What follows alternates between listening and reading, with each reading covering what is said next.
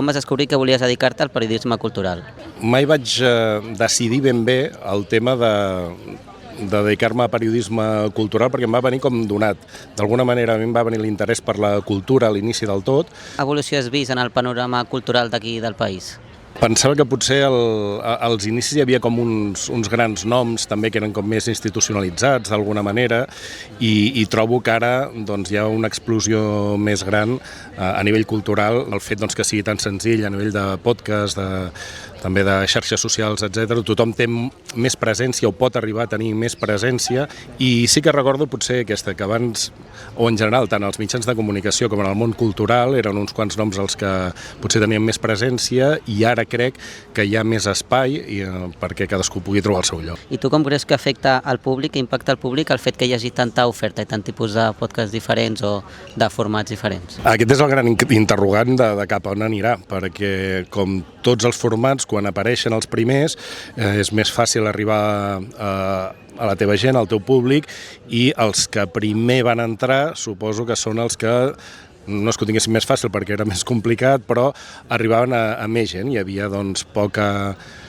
oferta i molta demanda. Ara estem arribant a un punt en què potser hi ha moltíssima oferta i suposo que com tots els mercats hi ha un boom, després s'equilibrarà, finalment doncs, una mena de tria i de selecció en què és més difícil arribar a audiències més amples perquè l'oferta és grandíssima. En aquest sentit soc optimista perquè també he vist que hi ha més possibilitats d'obrir, en aquest cas al camp, per treballar i persones, fins i tot institucions, empreses, també volen tenir el seu podcast, el seu contingut de marca, que com a creadors també audiovisuals ens afavoreix molt. Si algun estudiant volgués ser locutor de ràdio, es volgués dedicar al mateix que tu, quin consell li donaries? Jo el que li diria d'entrada és no us desanimeu i segur que heu escoltat a molta gent que us ha dit heu triat una carrera que té poques sortides, que costa de trobar feina.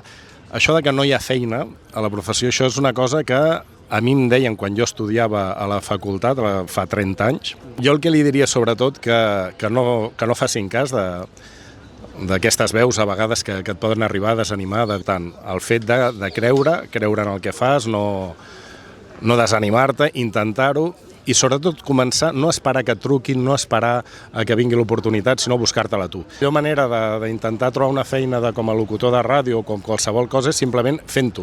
I està molt bé que tothom que vulgui treballi ja. O sigui, una altra cosa és que et paguin, que et remunerin, però que treballis per tu, encara que sigui, on ja comences a aprendre. I per tant, tens una experiència, tens un rodatge, que tot això es nota. Tu tingues clar el que vols fer, i que allò que fas hi creguis, t'agradi i fes tu el teu petit projecte perquè això serà el que podràs ensenyar i serà el millor currículum que tindràs, alguna cosa que tu hagis fet i més ara que puguis ensenyar.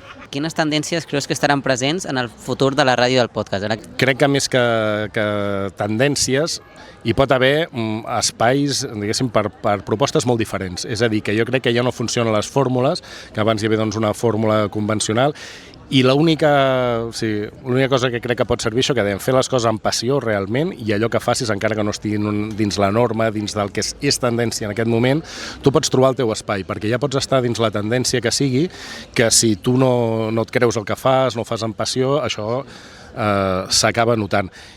La part aquesta d'institucions, de marques, creant continguts, crec que és interessant, crec que estan per aquí també en algun sentit que això pot obrir camins i pot donar feines, fins i tot a coses més residuals. La facultat doncs, poder tenir un podcast, un espai. Ara doncs, una institució cultural, per exemple, pot engegar també un podcast sent conegut i que arribi molta gent.